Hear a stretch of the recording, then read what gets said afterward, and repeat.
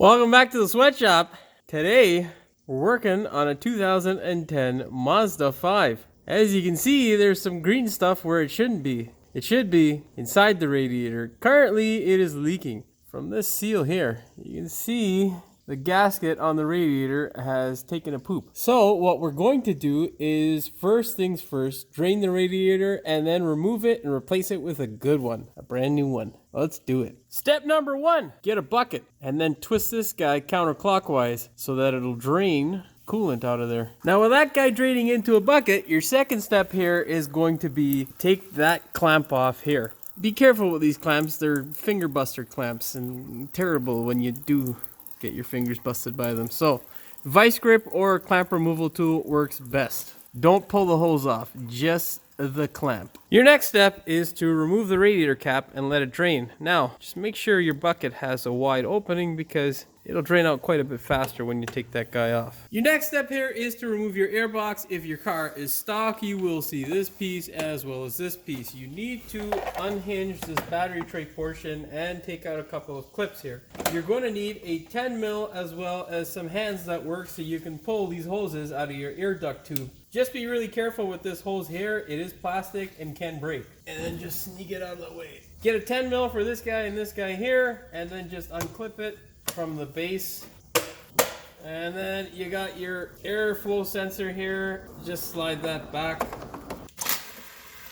You know what? Let's just see if we can pull it off as one unit. Yeah, it's looking good. It's looking real good. Oh. Okay.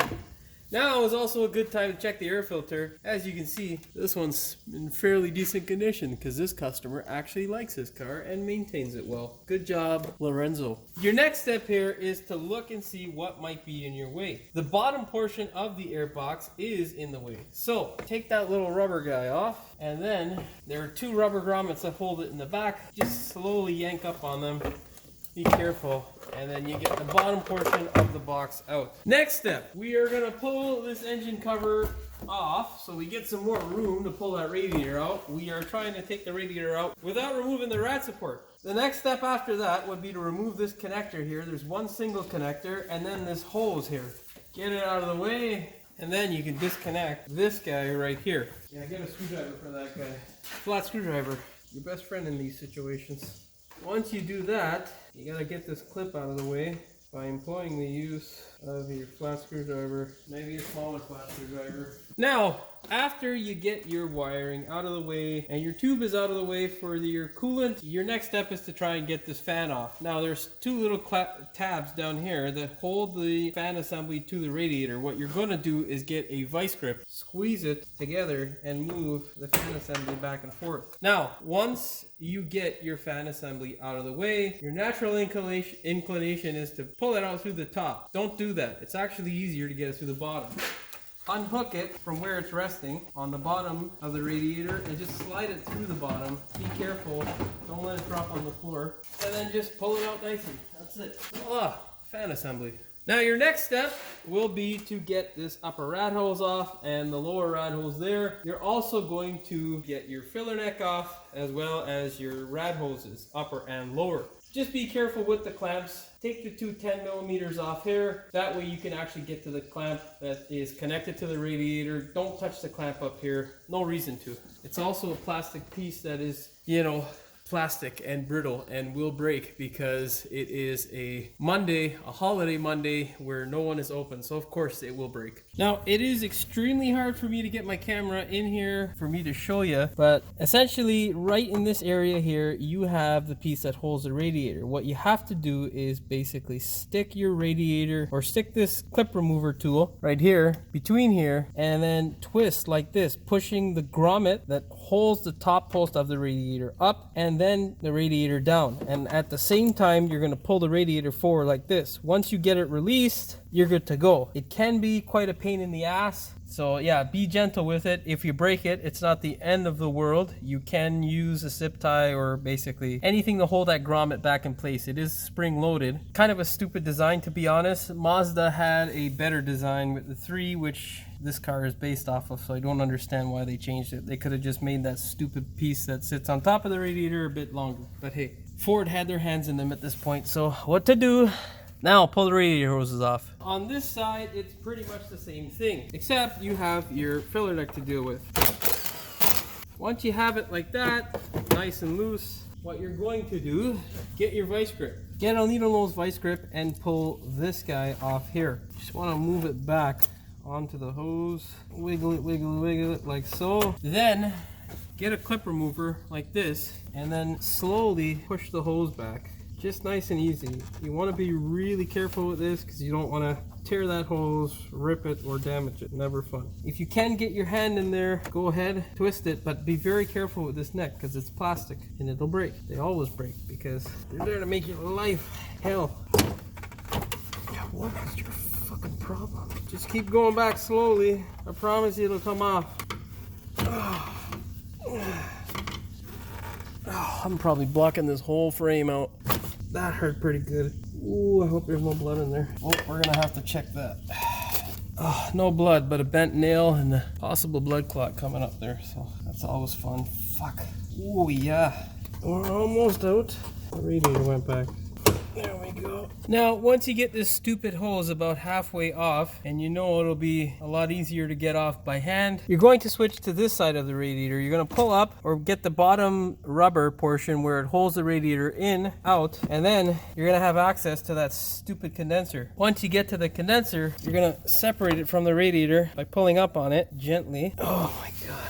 So once you get the radiator like this, you're gonna have to get a screwdriver between the metal tab or between the plastic tab on the radiator and the aluminum tab on the condenser and wiggle it loose. Now be sure to keep a bucket underneath so that you can catch all the coolant that's going to fall onto your floor. Good luck. Now, once you get your radiator separated from your condenser, let it fall to the bottom. That is the easiest way to get it out. If you try dragging it through the top, this thing right here will become your enemy, and then a few things on the other side, such as the condenser and its hoses, will also become a thorn in your side. So let it fall to the bottom and then just slide her on out, and then you can prep to put in your new one. Now, it's extremely hard for me to show you what tabs to press while this thing is in the car, but you can see here, this is where the top of the radiator is. This is the bottom, obviously. This is your top tab or the tab that holds your condenser in, and this is your bottom tab that holds it in. Now, the locking tab is this guy here. You just got to push it forward like that with your hand. The problem is getting your hand on that side there is a pain in the ass. Getting your hand on this side here is relatively easy. So you got no choice but to wrestle with it. Now what you want to do is look to see whether your radiator comes with new grommets, which mine does. All we have to do here is basically put it together. Before we put it together, obviously check for signs of damage. Make sure that guy's nice and tight. That is your clip section there for the fan shrouds, so make sure they're intact and get prepped to put it back in. Remember, WD-40 is your friend when putting on hoses. It will make your life easy. So yeah, that's it. Let's get this thing in there. Now, I can say that it was very hard to get this on. This little tab here was, the plastic portion was pushed closer back towards the radiator, so it was extremely hard to try and get it on by hand. Fortunately, I was able to get the other side, but I had to use a little plastic piece just to wedge in between there and the aluminum tab to get it to sit properly. I imagine that your radiator is probably going to come from the same place that this one came from, which is China. So yeah, you'll probably run into the same sort of issue possibly, or Taiwan or whatever, wherever they come from. So I imagine most of the aftermarket radiators are probably going to have something close to the same issue. Maybe it's a one-off, but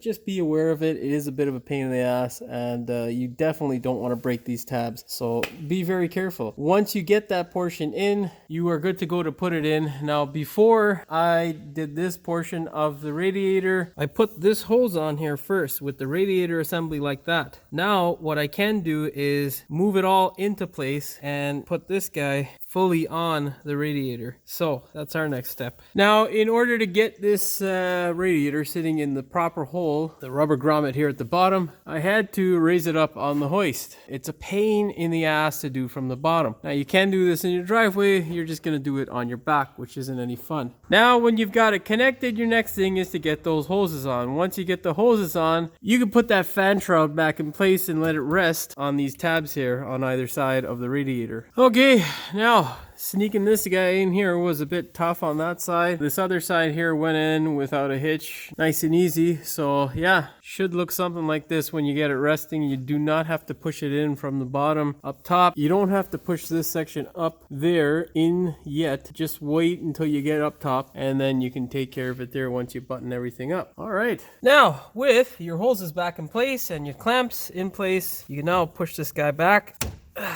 Do it on both sides. Once it's in on both sides, get your connector back in place. Just that one there, that guy there. You're good to go, man. Now that you have your fan shroud radiator installed, you are ready to put your air box back. So, get the bottom portion. And don't forget to force those guys here back into those rubber grommets. Okay. Pop your air filter back in. Move the tabs out of the way.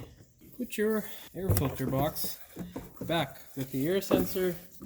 Move that guy out of the way. Air hose. Some WD-40 would have helped us there. Air sensor. Make sure the lid is on properly, and then put your tabs back. 4. That's that, man. Oh, shit. Before you do all that, run your fucking hose back. Alright, remove your airbox again. And this time, we'll put some WD-40 on this motherfucker. Yeah. Now, slide your hose back into place properly. Connect it there. And then you got your 2 places here on the fan shroud. And yeah, let's put that hose back. And now, look how easy that guy goes in. Now tighten up your clamp, bro. Alright. Last step for the airbox, don't forget this little rubber thingamabobber. And now you can put back your ducting that goes to your battery here. Well, let's go ahead and do that.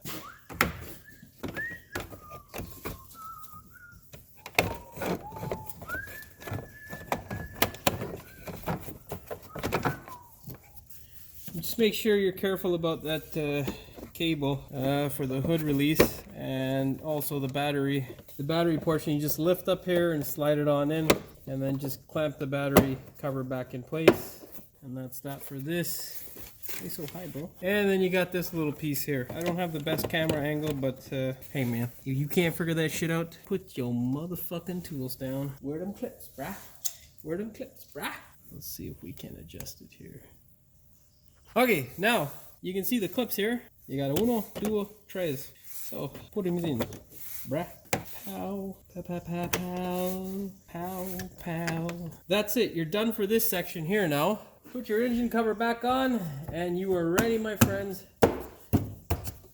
to fill this bad boy up with coolant. So put your coolant in there until it's full, and then bleed the system. Once you have bled the system, run it up to operating temperature, making sure that you have no leaks and that it is A-OK. Your next step here is to verify that you still have fluid in your overflow tank after it cools down, and to check your radiator cap, make sure there's fluid in the system, and if you've done that and there's fluid there, you're good to go. If you need to top up, go ahead and do so. And that's it, friends. You're done. You're good to go. You have replaced a radiator on a 2010 Mazda 5. Now all you gotta do is like, share, and subscribe. And don't forget to hit that bell so you never miss one of my new videos. We will see you in the next one.